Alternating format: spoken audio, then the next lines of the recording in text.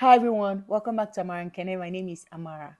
If you're here today, that means you actually want to learn how to create a CV or resume in Canada format.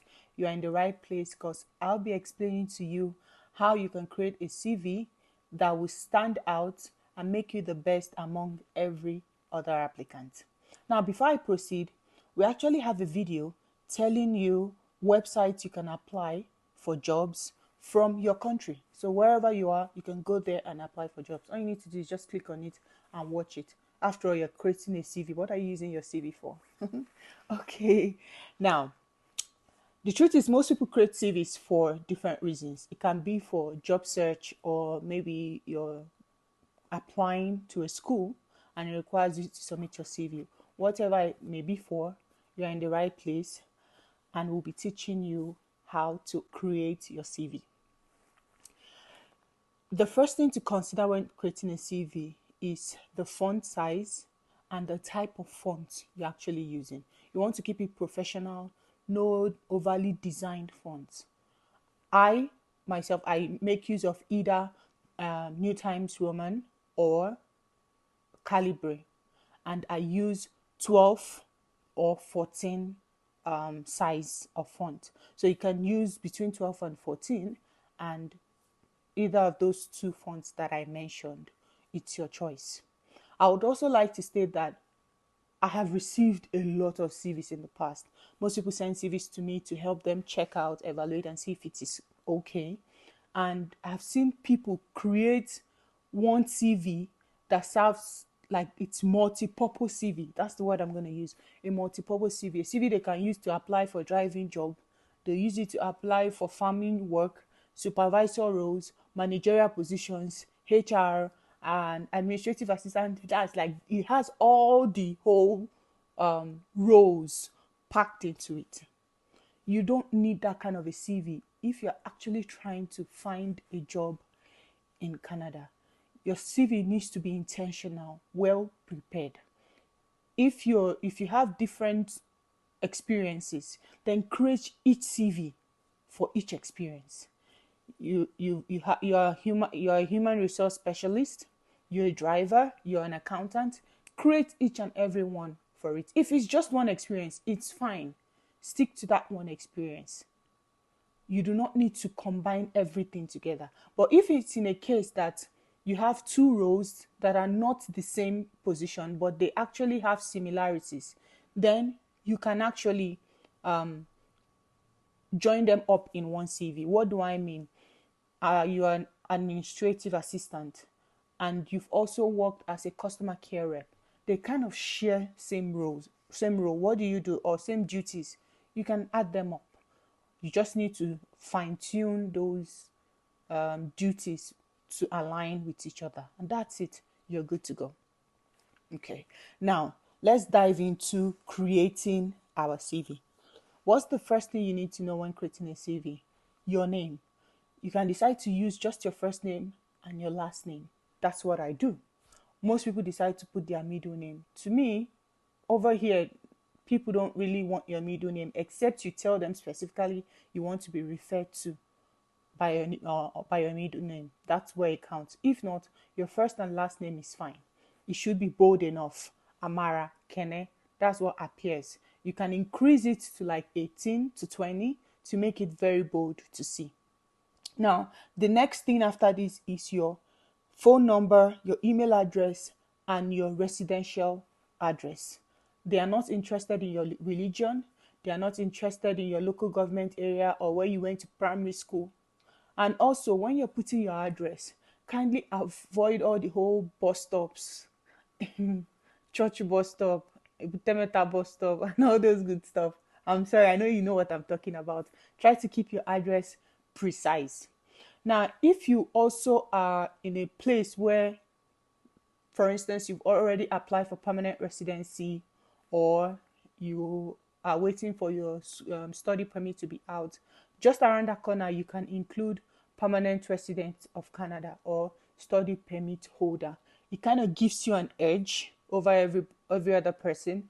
The employer knows that, oh, this person is coming to Canada soon because they can see permanent residency or study permit holder. But if you don't have any of that, it's fine. You're good. It doesn't change anything. Now, moving on to the next thing. Most people like to put objectives on their resume or their CV. It's not compulsory. But if you have to include your objective, it's just to tell them what you're bringing, what you have to offer, what you're giving to the company. For instance, I'm an administrative assistant. What would my objective be? I would write a detailed office administrative assistant with over 5 years of work experience, looking for a company to share my experience and skills with while growing with them. Now, they know that I am looking for a company to share my skills and I'm looking forward to developing with. I'm not leaving them in the next 3 months. I have plans of staying with them for a while. That's my objective. So you need to give your objective. Objectives could just be 3-4 lines and you're good. Now, after you're done with your objective, like I said, it's optional. You move to the next thing, which is the summary of qualifications. This is a bit important while putting the summary of qualifications. You need to put things that you possess, qualifications that you possess. For instance, if you're proficient in Microsoft suits like Excel, PowerPoint, Word, you put it there. If you're proficient in Google Suite, if you have maybe a certificate in health, safety, and environment, how long you have been working, you can just put them in bullet points. Before I proceed, I like to state that I have seen CVs where people do colored CVs, like red CV. I have seen it. And the person also put pictures as well. You want to avoid such, putting your picture. They don't want to know your gender. Don't include your picture, your passport there. Please remove it. And also make it black and white. Leave it that way and you're fine. Now, after your summary of qualifications, we're diving straight to experience. Your experience is simple. There are 4 things that needs to be included there. The company you worked with, the role you occupied, your work duration, how long, from what year to what year, or from what month to what month, and your job duties. You include the name of the company. I worked with MTN from May 2018 to July 2022. I worked as a customer care representative. Then you go ahead and list out your duties. Your duties should show what you actually did. You need to be very, very specific when you're listing your duties. What do I mean? For instance, you make calls or you pick calls. Give them numbers. Responsible for taking 1,000 calls per week. They want to see numbers. Don't just put one line. You can expand a little bit on your duties. If you used any software, write down those softwares and what you used them for. Make your duties stand out so that if they're searching for it, they can actually see what they're looking for right there. Okay, so give your experiences space. And don't forget, if you have more than one experience in that field, you can list every of them and make sure you're putting your the company you worked with for each of those experiences, the company you worked with, the year, the position you occupied, and how long you have been with that company. Now, after you're done with your experience, we're moving to the next thing, which is education. Just like experience, education has things you have to include. The school you graduated from, the year or duration in which you were in that school from 2013 to 2018, then the degree you got out with. If you have evaluated before with any evaluation body, you can also include it that have evaluated or assessed by World Education Services as. You put whatever it was evaluated as there. If you have more than one degree, you can go ahead and list them out while spacing it out so it looks good to have whoever is reading. Now, when you're done with your education, you move to the next thing, These are like optional things. If you don't have them, it's okay. You're ending at this point. But if you have them, go ahead and include them. For certifications you had, I usually put my certifications at the top where I put summary of qualifications.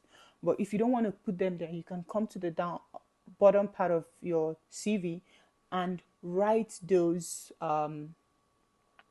qualifications or certifications, where you got them from, what year you got them from. You can include them. And also, if you've ever volunteered, you can also put in where you volunteered. Those volunteering, make sure it tallies with the job position you are applying for. You didn't volunteer to walk a dog and you're applying for human resources role. Where is it correlating? So make sure whatever you're volunteering for actually matches or has some impact on the job position you are applying for. Okay. Now, don't forget, I told you guys we have a video already created that provided websites that you can search for LMIA jobs in Canada from your home country. You're already creating your CV. What are you waiting for? Just click on that link, watch that video. It actually would help you. Okay. Now, if you have any questions, you can always come to the comment section and I will answer every one of your questions. If you're looking for a physical copy of this CV, then the copy is on our Instagram page.